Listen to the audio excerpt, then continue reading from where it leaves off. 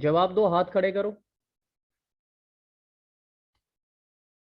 Because मेरे पास record है उन चीजों का कि कितने बच्चों ने देखी है, यूट्यूब पर डिटेल आ जाता है।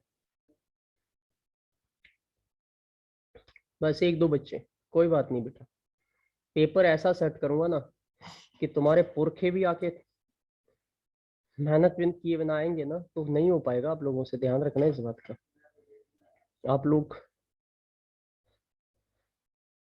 एनीवे चलो आगे बढ़ते हैं आज। सर ओके, तो ये है ग्रेविटेशन बेटा, और ग्रेविटेशन के बारे में मैं आपको बताने वाला हूँ कुछ बेसिक कॉन्सेप्ट जो इसमें हमने पढ़े थे। हमने फर्स्ट लॉ ऑफ न्यूटन तो पहले चैप्टर में पढ़ लिया था, लेकिन एक लॉ और न्यूटन ने दिया था जिसे कैसे कहते हैं यूनिवर्सल लॉ ऑफ ग्रेविटेशन या उसे कहा जाता है Newton's universal law of gravitation.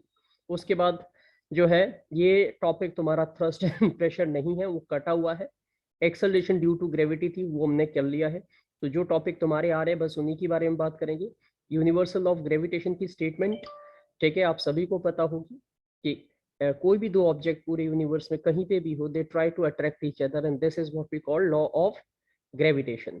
इसका मैथमेटिकल फॉर्मूला हमने कुछ ऐसे डिराइव किया था, फोर्स इज इक्वल टू होता है कैपिटल जी, जिसका मतलब होता है ग्रेविटेशन कांस्टेंट, और इसकी वैल्यू आपको बताई गई थी 6.67 इंटू 10⁻⁴, ठीक है, आपको पता होनी चाहिए, m1 इंटू m2 अपॉन में r²। तो ग्रेविटेशन कांस्टेंट जी को बोलते हैं, m1 mass of the first object होगा, m2 mass of the second object कहते हैं, और उनके बीच का जो डिस्टेंस है उसे r से डिनोट करते हैं। और उसके बाद हमने एक फॉर्मूला निकाला था वेट निकालने का, वेट इज इक्वल टू होता है मास इंटू ग्रेविटी। जो भी बॉडी का मास है वो, और उसको ग्रेविटी से उससे जो है क्या निकलेगा, ठीक है, वेट निकलेगा। उसी वेट को हम यहाँ पे क्या कहते हैं, फोर्स कहते हैं, राइट। उसके बाद अगर मैं यहाँ पे ग्रेविटी की बात करूं तो ग्रेविटी की वैल्यू सभी बच्चों को याद रखना है। एक्सेलरेशन ड्यू टू ग्रेविटी जो अर्थ लगाती है वो 9.8 मीटर पर सेकंड स्क्वायर होती है। इसको कैलकुलेट करने का मैथमेटिकल फॉर्मूला होता है स्मॉल जी इक्वल टू होता है gravitational constant into mass of the earth upon में डिस्टेंस बिटवीन द ऑब्जेक्ट, जो अर्थ और ऑब्जेक्ट के बीच में होता है तो ये उसके बारे में बताया गया है। और यहाँ पे देखो, यहाँ पे हमारे पास कैपिटल जी यानी कि ग्रेविटेशन कांस्टेंट की न्यूमेरिकल वैल्यू है which is 6.67 into 10⁻⁻11 newton metre square per kg square. ये वीडियोस आप देख सकते हो जाके, जो मैंने ऑलरेडी आपको करवा रखे हैं, and you can just revise everything from there. Gravitational force of earth के बारे में हमने पढ़ा था कि if we release a small object, अगर एक छोटा सा ऑब्जेक्ट जैसे कोई पत्थर या कोई भी चीज, ठीक है, अगर हम किसी हाइट से नीचे गिराते हैं तो ये अर्थ की तरफ जो आता है वो एक फोर्स के साथ आता है, उसी फोर्स को कहते हैं एक्सेलरेशन ड्यू टू ग्रेविटी। तो अर्थ हर चीज को अपनी तरफ खींचती है और उसी चीज को, उसी फोर्स का नाम है ग्रेविटेशनल फोर्स ऑफ अर्थ, या सिंपली हम उसको ग्रेविटी कहते हैं।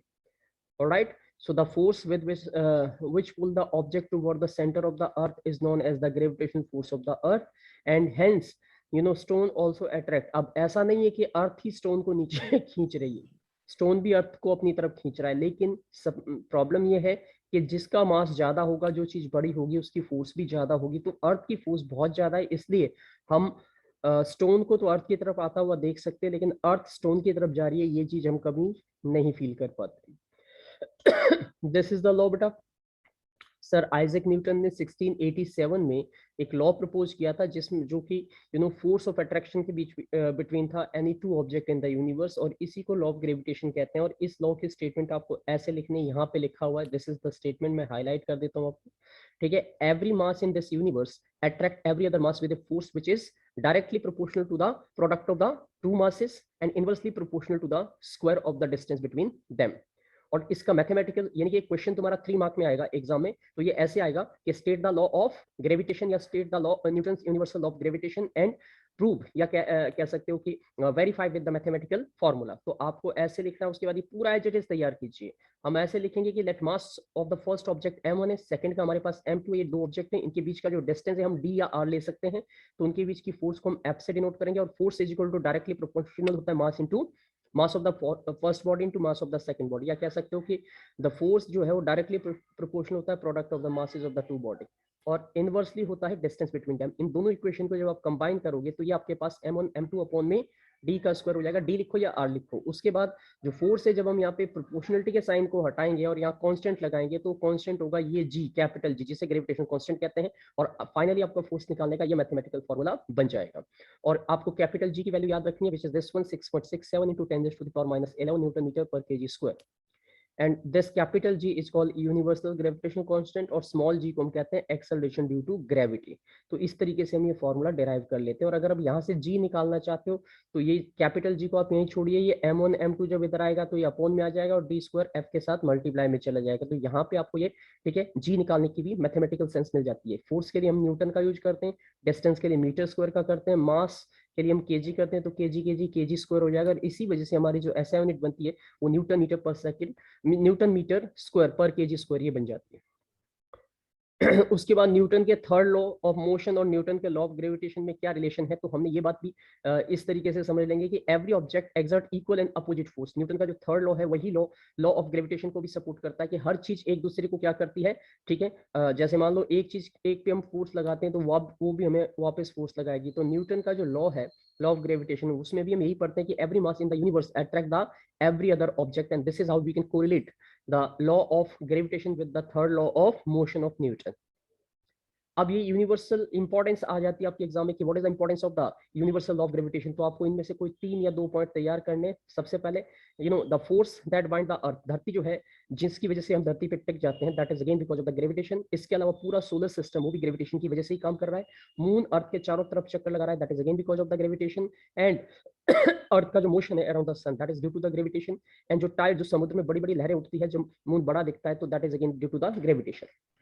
फ्री फॉल की बात करें तो फ्री फॉल का मतलब होता है जब कोई किसी चीज पे हम कोई फोर्स नहीं लगा रहे और फ्रीली वो अर्थ की तरफ अट्रैक्ट होती है, that is simply called the free fall. तो free fall of an object, ठीक है, या कह सकते हो acceleration during the free fall क्या होता है कि when an object is thrown upward, जब भी हम किसी चीज को ऊपर की तरफ फेंकते हैं तो ये एक हाइट तक जाती है बेटा, उसके बाद वो वहां पे रुक, थोड़ी हल्की सी रुकेगी और फिर it start falling down back, ये वापस गिरना शुरू करती है।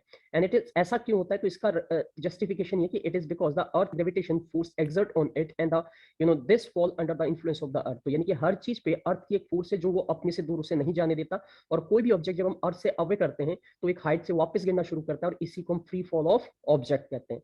और जब ये होता है during this free fall, direction do not change but velocity continuously change. जब भी कोई चीज नीचे की तरफ आनी शुरू होती है तो शुरू में उसकी वेलोसिटी कम होती है, धीरे धीरे वो बढ़ती है और अल्टीमेटली हिट होने से पहले वो वेलोसिटी मैक्सिमम होती है। और इस वेलोसिटी को या इस एक्सेलरेशन को हमने एक नाम दिया है, इसे कहते हैं स्मॉल जी से डिनोट करते हैं एक्सेलरेशन ड्यू टू ग्रेविटी। और इसका एसआई यूनिट वही होता है जो एक्सेलरेशन का होता है, मीटर पर second square. Gravitational acceleration and it's value at the surface of earth पे अगर हम देखें तो ग्रेविटेशनल एक्सेलरेशन का मतलब होता है फ्री फॉलिंग ऑब्जेक्ट जो होते हैं। अब ये क्वेश्चन अगर पूछा जाएगा रीजनिंग में कि जो भी फ्री फॉलिंग ऑब्जेक्ट होते हैं वो किस लॉ पे काम करते हैं, तो आप जवाब दोगे ग्रेविटेशनल फोर्स ऑफ अर्थ पे। And this is simply called acceleration due to gravity and it is represented by the small letter g. एंड ये हमेशा अर्थ के सेंटर की तरफ ही एक्ट करती है, डाउनवर्ड एक्ट करती है। अगर कोई चीज अर्थ से ऊपर जा रही है तो उसकी जी जो ग्रेविटी होगी वो नेगेटिव होगी, और नीचे आ रही है तो पॉजिटिव होगी। ये चीज मैंने आपको वीडियोस में सब सिखाया था। तो value of g on the surface of the earth इस तरीके से, इस फॉर्मूले से हम निकाल सकते हैं। और ये जो कैलकुलेट होती है, ठीक है, वो हमारे पास ये आती है, इसको अगर आप कैलकुलेट करना चाहो तो हम ये यहाँ से शुरू करते हैं। मैं आपको इक्वेशन दोबारा समझा देता हूँ एक बार। ये देखो, the force acting on the object निकालने का फॉर्मूला हमने सीखा था, मास of the first body, mass of the second body into में ग्रेविटेशनल कांस्टेंट, और उनके अपॉन में क्या लिखते हैं हम, आर। आर का मतलब होता है रेडियस ऑफ द अर्थ। तो ये देखो, एम ई का मतलब है mass of the earth, okay, small m का मतलब है मास ऑफ द ऑब्जेक्ट, इसके अलावा जो है आर का मतलब है रेडियस ऑफ द अर्थ। और ये सारी वैल्यूज मैंने आपको सिखाई है। अब if acceleration due to gravity small g की बात कर रहे हैं हम, ठीक है, टू फोर्स, तो हम फोर्स निकालने का फॉर्मूला ये यूज करते हैं, मास इनटू ग्रेविटी। तो जहां पे हमारे पास फोर्स है बेटा, वहां पे हमने क्या अप्लाई कर दिया, एम इनटू जी। और यहाँ पे आपके पास capital G, mass of the earth, ठीक है, मास ऑफ द ऑब्जेक्ट, और रेडियस ऑफ द अर्थ हमने लगा दिया। उसके बाद आप जी का फॉर्मूला यहाँ से डिराइव कर लोगे, ये बन जाएगा, ओके। जी आपने ये रखा, ये m जो था ये जब इधर आएगा तो ये यहाँ डिवाइड में आएगा, m से m आपका कैंसिल हो जाता है। और अब आपको वैल्यू रखनी है यहाँ पे, कैपिटल जी की वैल्यू ये रखते हैं हम, मास ऑफ द अर्थ की वैल्यू ये रखते हैं हम, रेडियस ऑफ द अर्थ की वैल्यू ये रखते हैं। और जब आप इन सबको यहाँ पे इस इक्वेशन में रखोगे और इसको सिंप्लीफाई करोगे तो आपको अल्टीमेटली जो फाइनल मिलता है कैलकुलेशन वो मिलता है 9.8 मीटर पर सेकंड स्क्वायर। और ये एक ठीक है न्यूमेरिकल वैल्यू है जिसका हम इस्तेमाल करेंगे। तो हम ये प्रूव करते हैं कि ये 9.8 मीटर पर सेकंड स्क्वायर की जो फोर्स है, अगर कोई ऑब्जेक्ट 1 किलो का है तो धरती अर्थ उसको किस फोर्स से खींच रही है, 9.8 मीटर पर सेकंड स्क्वायर की फोर्स से खींच रही है। और इसके अलावा अगर आपको जो रिलेशनशिप आ जाती है between capital G and small g में, तो हम बोलेंगे कि कैपिटल जी जो होता है वो ग्रेविटेशन कांस्टेंट को रिप्रेजेंट करता है, स्मॉल जी जो है वो एक्सेलरेशन ड्यू टू ग्रेविटी को रिप्रेजेंट करता है। और ये इसकी रिलेशनशिप है कि स्मॉल जी की वैल्यू होती है gravitation constant into mass of the earth upon the radius of the अर्थ। और ये इनके डिफरेंसेस है और ये आपको आने चाहिए बिकॉज ये एग्जाम में पूछे जाएंगे, ध्यान रखिएगा इन बातों का। और उसके बाद ये न्यूमेरिकल पार्ट है सारे के सारे that you need to go through, ठीक है।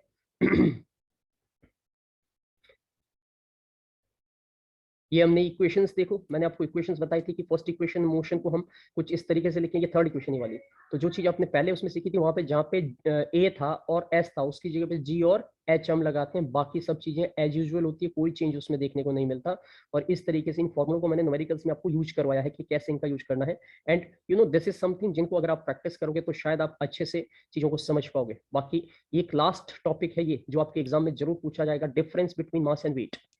तो मास क्या होता है, वेट क्या होता है। मास जो किसी भी ऑब्जेक्ट का आप कह सकते हो एक्चुअल अमाउंट है जो सब्सटेंस उसमें, जबकि वेट जो है वो फोर्स है जो एक्सेलरेशन की वजह से उस पर लग रहा है अर्थ का, ठीक है। मास जो है वो टोटल क्वांटिटी ऑफ मैटर को दर्शाता है, जबकि जो ग्रेविटी है वो फोर्स को दर्शाती है। मास ऑफ द ऑब्जेक्ट जो है वो हमेशा कांस्टेंट होता है बेटा, जबकि वेट जो होता है वो अलग अलग है। आपको मैंने बताया था कि अर्थ पे जो चीज 1 किलो की है वो मून पे 1/6 हो जाएगी। ऐसे ही मास जो है वो हमेशा एक पॉजिटिव तरीके से रहता है और उसको हम बैलेंस कर सकते हैं, कहने का मतलब है उसको तोल सकते हैं। लेकिन जो वेट है वो स्प्रिंग बैलेंस में ही मेजर किया जाता है और उसका कोई ऐसा रोल नहीं है कि वो सेम रहे, वो चेंज भी हो सकता है। मास कभी भी जीरो नहीं होता है, जबकि वेट जो है जीरो भी हो सकता है, नेगेटिव भी हो सकता है, ठीक है। तो ये कुछ पॉइंट्स थे, ठीक है। उसके बाद फैक्टर जो जी को इफेक्ट करते हैं वो कौन कौन से हैं, तो ये बातें भी आपको पता होनी चाहिए। जो फैक्टर है वो है, ठीक है, जितनी चीज अर्थ से ज्यादा दूर होती जाएगी ग्रेविटी उतनी ही कम होगी, और जितनी जो चीज सरफेस ऑफ अर्थ के नजदीक होगी उसकी ग्रेविटी उतनी ज्यादा होगी। तो दैट इज द पॉइंट। ये सारी बातें हमने इसमें सीखनी थी। बाकी ये जो आगे के पोर्शन है ये तुम्हारे सिलेबस का पार्ट नहीं है, तो उसको मैं ज्यादा डिटेल में आपको नहीं करवा रहा हूँ, ठीक है। तो ये जो थ्रस्ट और प्रेशर है यहाँ तक आ रहा है, मतलब ये नहीं आ रहा है, this is not in your syllabus, ये कटा हुआ, यहाँ तक का पोर्शन है, ठीक है। तो इतना काम आप लोगों को ट्राई करने की कोशिश करनी है, राइट। और अब इसके कुछ क्वेश्चंस मैं दिखा देता हूँ लास्ट में।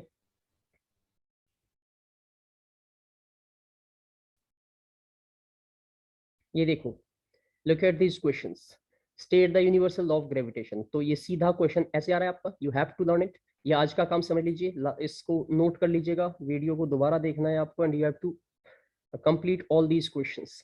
उसके बाद write the formula to find the magnitude of the gravitation force between the earth and an object on the surface of the earth। तो हमने एक फॉर्मूला तैयार किया था, फोर्स इज इक्वल टू क्या था, capital G into capital M into small m upon में r का स्क्वायर, वो आएगा।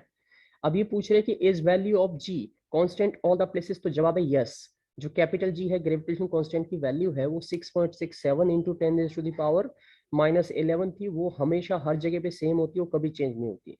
What is the weight of an object of mass 1, ठीक है, यानी कि अगर हम वेट ऑफ एन ऑब्जेक्ट जिसका मास 1 kg है तो उसका वेट कितना होगा, तो 1 को आपको कितने से मल्टीप्लाई करना है, 9.8 से, तो कितना हो जाएगा 9.8 न्यूटन, क्योंकि मैंने कहा था कि हर 1 किलो के वेट पे कितनी फोर्स लगती है, 9.8 लगती है।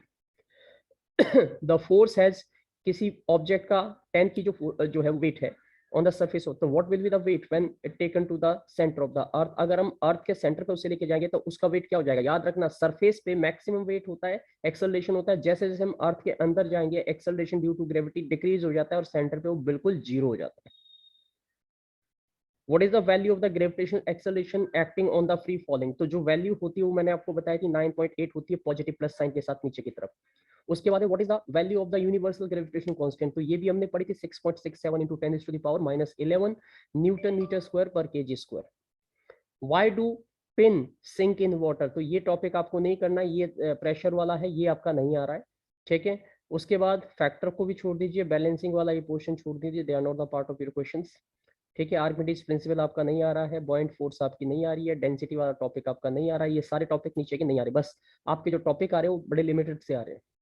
अब देखो एमसीक्यू देख लो बेटा, यहाँ पे एमसीक्यू में क्या है, the weightless balloon contain 200 gram of water, ठीक है, its weight in water will be. तो अगर हम ध्यान से देखें, कोई वेटलेस बलून है, बलून का वेट वैसे भी नहीं होता है, उसमें हमने 200 ग्राम पानी डाल दिया, तो पानी के अंदर उसका वेट कितना होगा, 100 ग्राम होगा, 200 ग्राम होगा, 400 ग्राम होगा या 0 होगा। ठीक है, अब ये देखो पानी भी तो ऊपर की तरफ फोर्स लगाएगा ना, तो जितनी फोर्स वाटर पे लगेगी उतनी वो वापस लगाएगा, तो जनरली वो हाफ हो जाना चाहिए। ठीक है, बट ये वाला टॉपिक आपका नहीं है। ठीक है, इसमें से बहुत सारे क्वेश्चन ऐसे हैं जो आपके लेवल में नहीं है, क्योंकि वो आपका सिलेबस आ ही नहीं रहा है। ठीक है, अब मैंने जो जो आपको बता रखा है बस उतना तैयार कर लेना, वो बहुत बढ़िया इंपॉर्टेंट बात है आपके लिए, दैट इज द पॉइंट। अब यहाँ पे ये मैचिंग की बात करें तो ये देखिए, ग्रेविटेशन कांस्टेंट की वैल्यू हमने ये वाली देखी थी 6.67, एक्सेलरेशन ड्यू टू ग्रेविटी अर्थ के सरफेस पे हमने क्या पढ़ी थी, ठीक है, सरफेस पे जो मैक्सिमम होती है दैट इज दिस मच। ठीक है, उसके बाद जो है acceleration due to gravity at depth of the centre, मैंने क्या बताई अभी अभी आपको, 0 बताई। Force on a particle of mass m placed at distance इतना, तो ये इसका फॉर्मूला ये बन जाएगा आपके पास। ठीक है, force on particle m mass placed at height equal to the radius of the earth, तो यहाँ पे आपके पास क्या हो जाएगा, लगभग ये फॉर्मूला हो जाएगा। तो इस तरीके से बैलेंसिंग हो जाएगी। तो ये थे, इसके बाद एक चैप्टर और है वर्क एनर्जी वाला।